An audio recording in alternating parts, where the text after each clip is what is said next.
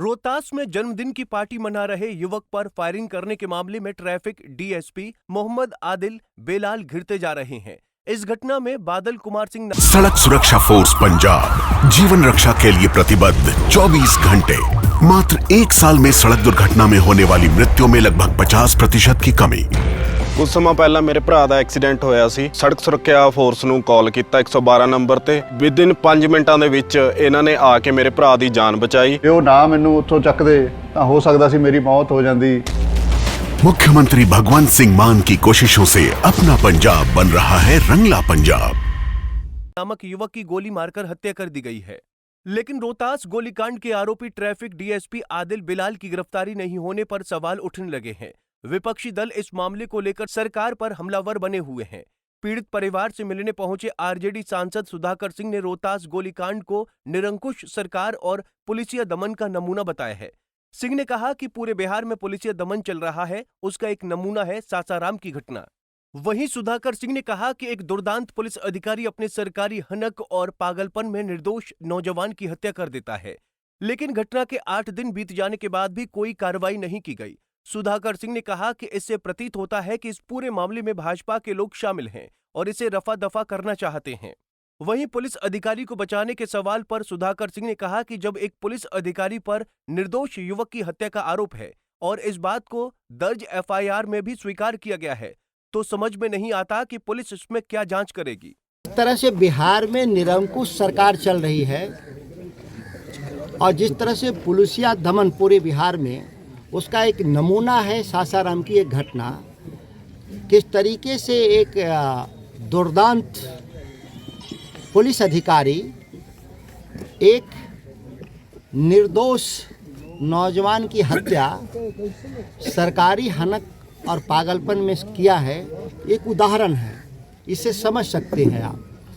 अभी तक 8 दिन में कोई सरकार के द्वारा कार्रवाई नहीं करना, इससे जाहिर है कि सत्ता पक्ष भारतीय जनता पार्टी के लोग इसमें शामिल हैं पूरी घटना में और पूरे मामले को रफा दफा करने का वो प्रयास कर रहे हैं। सर, कहीं ना कहीं बचाने का प्रयास तो नहीं हो रहा है? निश्चित तौर पर कहा भी गया है कि लोकतंत्र में सेपरेशन ऑफ पावर यही लोकतंत्र की मूल ताकत है। जब आरोप बिहार पुलिस के अधिकारी पर है कि उनके रिवाल्वर से मरा हुआ है बेगुनाह इंसान, और जो पुलिस ने एफआईआर दर्ज किया है उसमें साफ लिखा है कि हमारी फायरिंग के चलते ये घटना हुआ है, तो इसमें पुलिस की जांच पुलिस क्या करेगी, ये हमारे समझ के बाहर की बात है। कहीं देश दुनिया में ऐसा नियम नहीं है।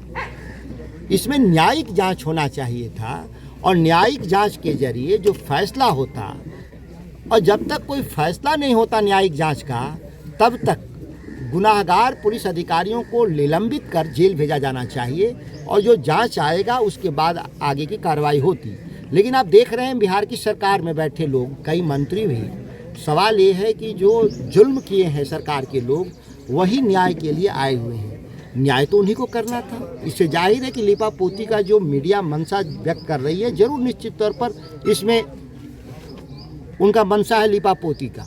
नहीं तो सबसे पहले कार्रवाई करते, निलंबित करते अधिकारियों को, जेल भेजते, और तब यहाँ पे परिवार के पास आते खबर देने के लिए कि हम आपके दुख की घड़ी में हैं, आपके बेटों को हम लोग वापस नहीं ला सकते जीवित रूप से, लेकिन गुनाहगारों को हम जेल भेज दिए, इससे साबित होता।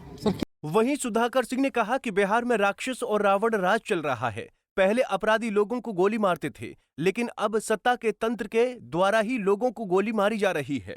सुधाकर सिंह ने कहा कि 13 दिन शोक का समय होता है, इसलिए 13 दिन के अंदर न्याय होना चाहिए। अगर ऐसा नहीं हुआ तो सासाराम में विशाल विरोध प्रदर्शन किया जाएगा। बिहार में राक्षस राज्य चल रहा है, दूसरा कोई तरीका नहीं। राक्षस राज, एकदम रावण राज इसको बोलते हैं, जहां सत्ता संरक्षित अपराधी ही पहले गोली मारते थे, अब सत्ता के ही तंत्र लोगों को गोली मार रहे हैं। ये फर्क आया है।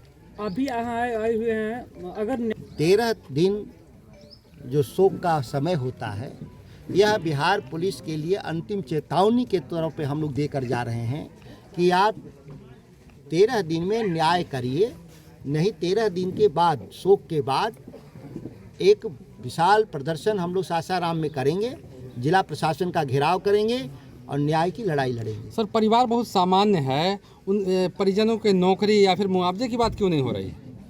उस न्याय का हिस्सा है। जब पुलिस गोली से मरा हुआ इंसान जांच में साबित होगा तो सारे अनुकंपा के पैसे और नौकरी मिलेंगी। अगर एक बार ये लोग लिपापोती में साबित कर देंगे कि हमारे गोली से नहीं मरा है तो इसमें कुछ भी नहीं मिलेगा। इसीलिए दोनों जुड़वा है। ज्यों ही गुनाह साबित होगा वो कंपनसेशन स्वतः मिलेगा, और अगर गुनाह नहीं साबित होगा तो कुछ भी कंपनसेशन बिहार की सरकार नहीं देगी। बादल कुमार सिंह की मौत मामले में रोहतास पुलिस ने 3 अलग-अलग प्राथमिकी दर्ज की हैं। साथ ही ट्रैफिक डीएसपी और उनके अंगरक्षक का हथियार जब्त कर लिया गया है। वहीं अब इस मामले की जांच सीआईडी कर रही है। ट्रैफिक डीएसपी मोहम्मद आदिल बिलाल ने अगर इतना बड़ा अपराध किया है तो उसे सख्त से सख्त सजा मिलनी चाहिए। ऐसे गैर जिम्मेदार व्यक्ति को पुलिस की वर्दी पहनने का अधिकार नहीं है। पंजाब केसरी टीवी के लिए रोहतास से मिथिलेश कुमार की रिपोर्ट। हमसे जुड़े रहने के लिए हमारे YouTube चैनल को सब्सक्राइब करें और नई वीडियो की नोटिफिकेशन के लिए बेल आइकॉन को दबाएं। अगर आप ये वीडियो Facebook पर देख रहे हैं तो लाइक जरूर करें और ज्यादा से ज्यादा शेयर करें। धन्यवाद।